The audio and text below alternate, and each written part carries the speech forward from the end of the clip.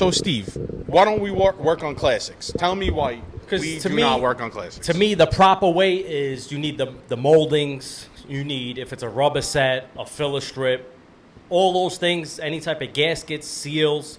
A lot of older cars, they have all the parts around the windshield. So to me, to us, that to get it done properly, you need all these parts new. Because let's say you got a new windshield, but then you have a gasket that's from 1972.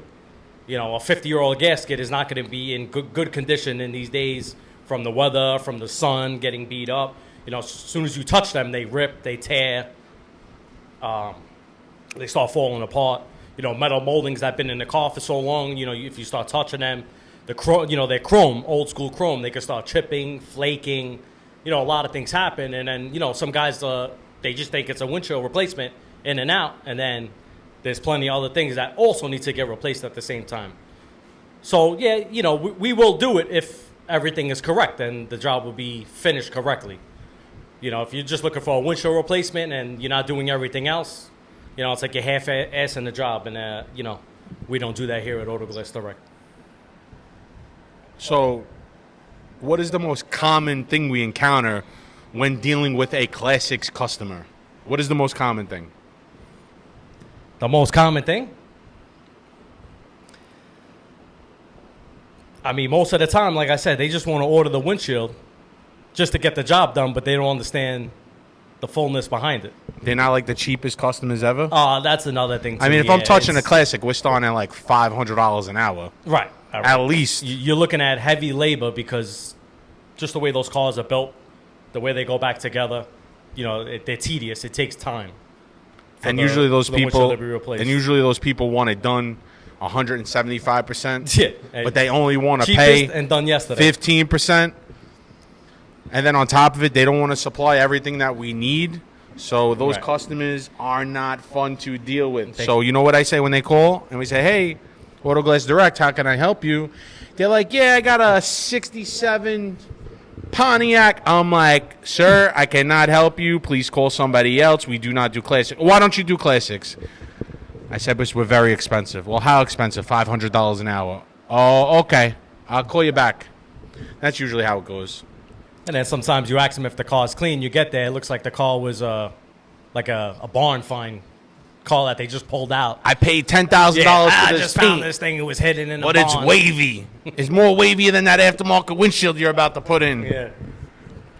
That's the next thing, too. Then you do an aftermarket. Then like, oh, it looks funny, this, that. It don't fit the green right. don't match. Well, yeah. The windshield's been in the car for the last 35 years. After it's you finish up, oh, I wanted the blue shade on the top. After you're done with the car. Since we're on this topic of the classics, guys, right? So I think we're going to start doing some episodes. We're going to do dumbass question of the week, right? And we're going to comment on it. And then on top of the dumbass question of the week, I think we should do, we'll jump on Glass Bites, which is like the auto glass news in the industry, which they actually put out some decent articles. We'll jump in there and we could comment on the articles that they're putting out, which I think is pretty cool. Yeah. So give us our opinion. Even though you guys fucking hate us and you don't want our opinion, you don't want to hear it, you're still listening, they just right? don't like I thank you for that. Love you guys. Anyway, so since we're talking on the classics thing, I feel when I think about classics, I think about body shops, right? So my feeling on body shops is I think they should all do their own glass. Because, I mean, at some point or another, they all say they do their own glass. I used to do my own glass 37 years ago. Yeah, we get it. That's when we you get had it. But guess what? You ain't doing your glass right now in 2024. Yeah. This is what I'm charging you to remove that quarter panel. Oh, but you know, the insurance only pays us $35 an hour. Well, that's not my problem, pal. We get paid on our skill base, right? So we're going to get paid.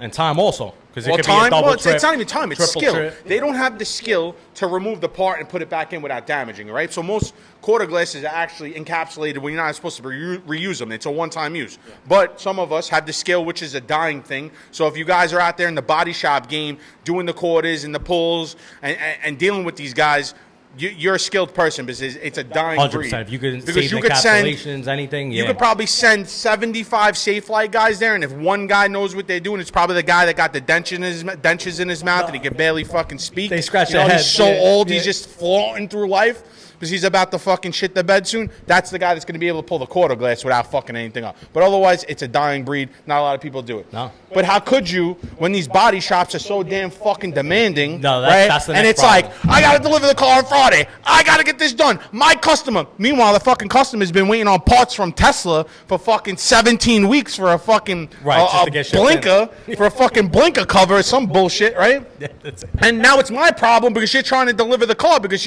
I got to pay my payroll. That's not my fucking problem. Have some money in the bank, pay your payroll, right? Now, the demand is crazy. That. They'll call you at 9, 10 in the morning. Yeah, you got to be here before 12.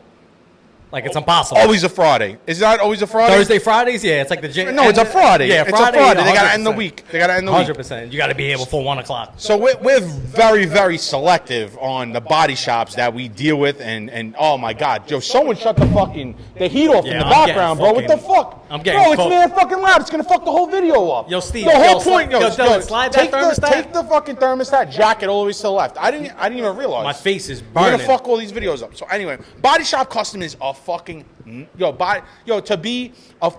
to service a body shop as an auto glass company fucking sucks.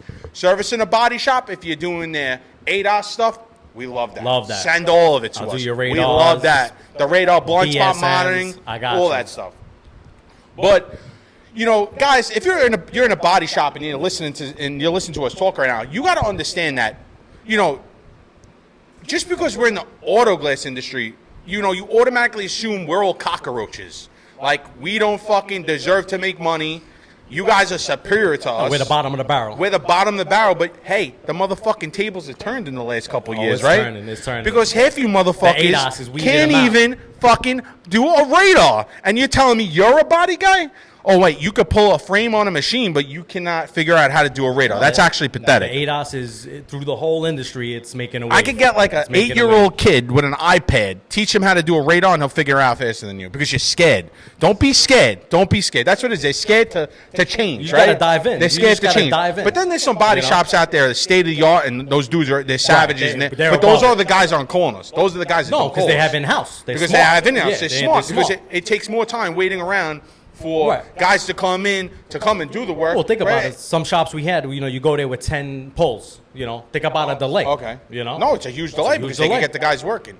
So what is your overall thoughts on body shops? From a glass owner, auto glass owner's perspective, I'm done with any kind of glass work in a body shop unless it's a referral. A windshield, yeah, I could do that. The whole quarter glass, tailgate swap, once in a while it depends. But you know what? Have the tailgate off. Have it prepped correctly. Yeah, hey, interior's got to be stripped. If you're feeling lucky, maybe we'll do a quarter glass. But strip the interior. Make sure everything's clean. It's not my problem. It's not my job to do that, and it's not my problem. The insurance company ain't paying you. You're the one that has agreed to their rates. And if you want me to perform a job, I'm going to charge you what I want because I'm the skilled labor, and clearly you don't have the skill, but that's why you're calling me. So what's your overall thought on it? That's mine. I'm done on this subject. I want to hear what you have to say. I mean, body shops are good. Some guys have bigger accounts. Like we gave away body shops that were doing, 50 grand, 70 grand a year. Yeah, we bless people with those body shops. It's just, if you have the time and the scheduling, yes, you can handle it. If you don't have the time and the scheduling because they're so demanding, it's going to create issues. And also with the money thing, some body shops try to dictate our price. Or they don't fucking pay you. Because of, they want to... How about they don't pay? Yeah. I'm not getting paid for 90 days, so, you got to wait fucking 180 that's not days. our problem. All right, you deadbeat. You ain't fucking paying nobody. That's why your fucking parts are coming here on COD. Yeah. Welcome to Staten Island, motherfucker. Don't make your problem our problem. I mean, listen, it's definitely a good skill to have. It does make you, after you taking out so many, I believe, after a while, it will make you a better tech. Show you, different ways to let's say, the wire tools come out. It's a good way to learn how to use that. The pressures with the line when you're pulling. So, the braking strength of lines. It does teach you a lot. It teaches you how to, route the line behind the encapsulation, behind the glass, how much pressure you need to snap a pin or go around a turn of thick urethane or anything like that. If you have the time and the schedule, it's not bad. But make sure you get fucking paid. Right. Don't be doing fucking Don't be running R&R on a quarter glass for $50 fucking dollars. Yeah, Yo, urethane. I mean, you brainiacs. If you're buying 420, which is the cheapest shit on the market, right? You're still paying anywhere from $5 to $6 for a cartridge, right? It still costs you $6. So now, by the time you get there, motherfucker. By the time you get there and you pull the quarter and then you go back and pull it, you actually made like your negative $4 between gas and product and time. So why would you do that to yourself? Why wouldn't you just charge accordingly? Reach out to some guys that have been around a long time, that are up to date on what's going on, and ask them, hey, what would you charge? Never ask somebody local to you because, you know, people ain't going to share their secrets. Reach somebody out in the next state over or somebody close to you, at least get a judgment, get an idea of what you should charge. Right. Call Mike. You know, he's going to fucking yell at you, give you a great lesson in business, in life, everything else. And then he'll show you how to pull the quarter, too. Mike got a lot of fans out there. That's why. And they're watching him. And that shows you that they're watching him, you know. But then also Mike puts out gems. So the real people who know are going to see it. And also why? Because he's speaking the truth. And people know it's the truth. Because now they're using it across the whole auto industry, you know, with his voiceovers, even with him in it, you know. But he's right, you know. Why should someone bend over for a price or change it or save the tax or some bullshit, you know? We are legitimate. You know, we got to play by the rules. So that video hit 115 because I am 100% authentic. I speak how I feel most of the time. I do not think about what I'm going to say. It just comes off the top. I just rattle it off. You know, there's a lot of people out on the internet right now, and they're gonna, you know, they set themselves and this image that they're successful and they're building shit and they're actually doing something with their lives. And I'm gonna tell you, 98.7% of those guys are fucking frauds. My fraud meter goes off all day when I look at my phone. I'm gonna have to start bringing that shit around. Yeah, you know, we start checking watches and diamonds. Fuck it, the fraud meter's going off just when I'm scrolling on their whole body. What do you? No, I could just see it in their eyes. You could tell if someone's lying.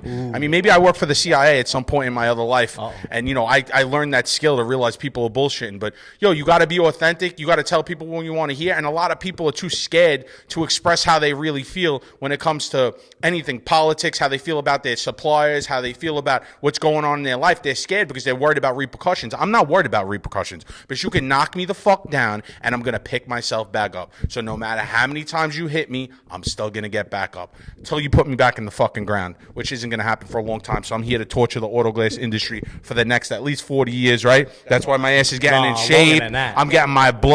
My blood work's getting good. I'm making my real connections because we're here to stay, baby. We ain't going nowhere. So that's why this video hit 115,000 views, because you know what? People can relate to how I feel.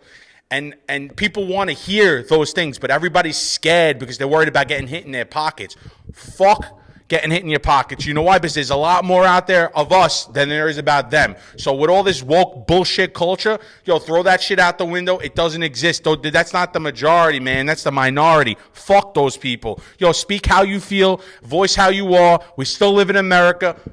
Fucking capitalism all day, baby. You could come here and do anything you want with your life, but you have to choose to do it yourself. No one's gonna fucking do it for you. So pick your shit back up, pick yourself up, get out there, fucking grind, and make something of yourself. Don't be a bum. We need leaders in this world. The society is built with a bunch of fucking beta males. Yo, go take some testosterone. Go to the gym. Don't drink fucking beer. Don't waste your fucking life every weekend partying. Get out there, work, and build something so that you make something of yourself and you could build a legacy, and your children and your family and you know, 3-4 generations from now be like, you know what? When shit was hitting the fan back in the day, when fucking this whole fucking country, America, was upside down with the politics and the bullshit and the woke culture, yo, my family stood up to that bullshit, and I could say I'm proud to that, because you know what? History repeats itself. Shit's gonna change, and I'm here to fucking see it with my own eyes. On that note, That's a mic yo, this drop right podcast there. over, motherfuckers. That's a mic drop right there. I'll see you next week.